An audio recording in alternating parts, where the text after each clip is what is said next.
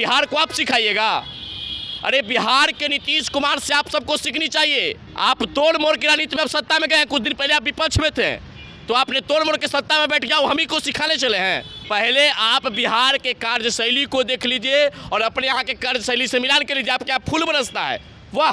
अब ये बोल रहे हैं नरोत्तम मिश्र की हमको से सीख लीजिए, हमको से सीख लीजिए। आपसे क्यों हम सीखेंगे? मजा मत लीजिए भाई साहब।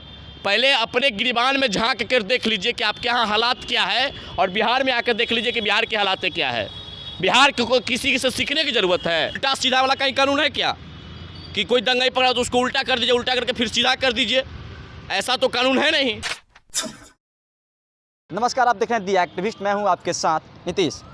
रामनवमी के बाद से रामनवमी को आपको बता दूं कि रामनवमी के बाद बिहार के दो जगह सासाराम और नालंदा में हिंसक झड़पें हुई, दंगे और फसाद हुए। उसके बाद तमाम राजनीतिक जो बिहार की पार्टियां हैं, चाहे वो भाजपा हो, जेडीयू हो, राजद हो, एक दूसरे पर आरोप प्रत्यारोप लगाते आ रहे हैं। इसी क्रम में मध्य प्रदेश के जो गृह मंत्री हैं नरोत्तम मिश्र ने कह दिया है, नीतीश कुमार को बोल दिया है कि नीतीश कुमार जी आप मध्य प्रदेश आइए, आपको हम सिखा देंगे कि कैसे सत्ता चलाया जाता है। हमारे यहाँ रामनवमी पर पत्थर नहीं फूल बरसाए जाते हैं। इस विषय पर आज हमारे साथ बात करने के लिए जुड़े हैं वीआईपी पार्टी के प्रवक्ता हैं पुरुषोत्तम जी। क्या कहना चाहते हैं? कौन बोले? नरोत्तम मिश्र जी है। खैर उनका नाम भी नहीं जाता क्योंकि हम लोग बिहार की राजनीति से ज़्यादा आगे नहीं बढ़ते हैं। लेकिन उनको पता हो जाना चाहिए नरोत्तम मिश्र जी को कि बिहार दूसरे को सिखाता है। बिहार चाणक्य की धरती है, बाबू राजेंद्र प्रसाद का धरती है बिहार। बिहार नालंदा यूनिवर्सिटी जैसी जहाँ पे है, जहाँ पे बुद्ध ने ज्ञान प्राप्त किया, वो धरती बिहार है। और बिहार को आप सिखाइएगा। अरे बिहार के नीतीश कुमार से आप सबको सीखनी चाहिए। आप तोड़ मोड़ की राजनीति में अब सत्ता में गए। कुछ दिन पहले आप विपक्ष में थे तो आपने तोड़ मोड़ के सत्ता में बैठ जाओ, हम ही को सिखाने चले हैं।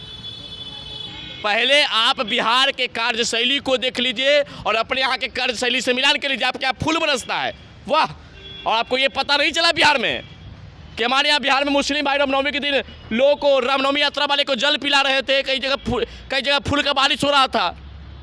मजा मत लीजिए भाई साहब। पहले अपने गिरबान में झांक कर देख लीजिए कि आपके यहाँ हालात क्या है और बिहार में आकर देख लीजिए कि बिहार के हालात क्या है। बिहार को किसी से सीखने की ज़रूरत है। बिहार पहले से सीखा लिखा और हमारे बिहार में बच्चे राजनीति से जुड़े हुए थे। बच्चे बिहार के सब चीज़ों से जानकार होते हैं। और अब ये बोल रहे हैं नरोत्तम मिश्र की हमको से सीख लीजिए, हमको से सीख लीजिए। आपसे क्यों हम सीखेंगे? बिहार किसी से सीखने की आवश्यकता नहीं है। बिहार में बहुत बड़े महापुरुषों आके यहाँ पर ज्ञान अध्ययन किए हैं। यहाँ से ज्ञान अध्ययन करके देश विदेश में अपना नाम परचम लड़ाए हैं और आपसे हम सीखेंगे? ये बयान का कोई मतलब ही नहीं है। जहाँ ये दंगे फसाद होते हैं या जो माहौल ख़राब करने की कोशिश की जाती है, जो नेता होते हैं आरोप प्रत्यारोप लगाते हैं, जहाँ इनको खड़ा हो जाना चाहिए समाज के साथ, क्या ये सही बात है?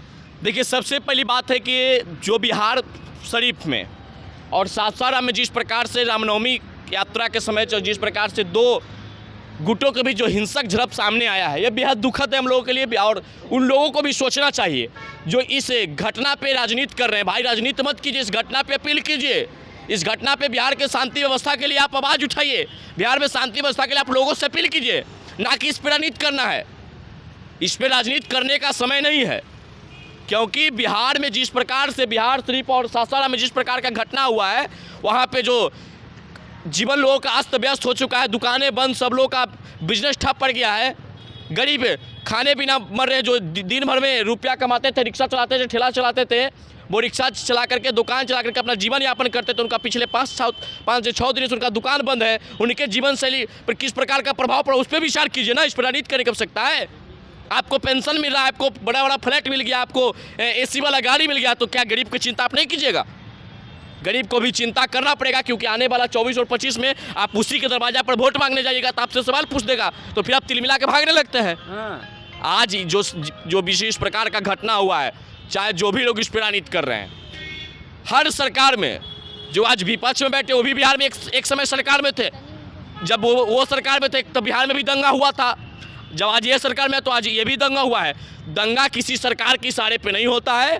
दंगा करने वाले कुछ जो असामाजिक तत्व के लोग होते हैं, हर जगह पे विद्यमान होते हैं। उन लोगों पे सरकार के लोगों को, प्रशासन के लोगों को पैनी नज़र बना के रखनी चाहिए और कठोर से कठोर कार्रवाई करनी चाहिए, चाहे जो भी हो। इस दंगे फसाद करने वाला जो भी उपद्रवी है उस पर कार्रवाई होनी चाहिए, निश्चित रूप से कार्रवाई होनी चाहिए। और सभी लोगों को मिलजुल कर शांति व्यवस्था कायम करने के लिए वहाँ के लोगों से अपील करना पड़ेगा, तब बिहार में जाकर शांति व्यवस्था आएगा। ना कि बिहार में टीका टिप्पणी करने से राजनीति करने से नहीं होने वाला है। प्रशासन को, सरकार को, हर लोग को सपोर्ट करनी चाहिए, क्योंकि दंगा फसाद से कहीं ना कहीं हमारा बिहार का जो विकास का मार्ग है वो कहीं ना कहीं अवरुद्ध हो जाता है।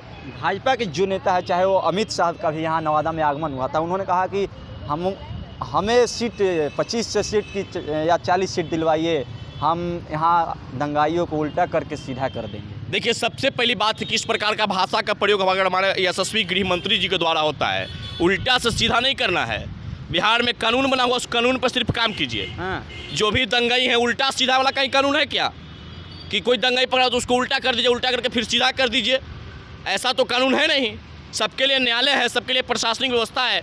उसके माध्यम से आप अपील कीजिए दंगाइयों को इस प्रकार से कि उन लोगों पे कार्रवाई होनी चाहिए, जो दंगाई हैं उन पे कार्रवाई होनी चाहिए, चाहे किसी भी धर्म और किसी भी जाति से हो, क्योंकि दंगाई करने वाला ना किसी जाति का होता है ना किसी धर्म का होता है। वो सिर्फ और सिर्फ उसका मकसद होता है बिहार में उन्माद फैलाना और बिहार को बदनाम करना।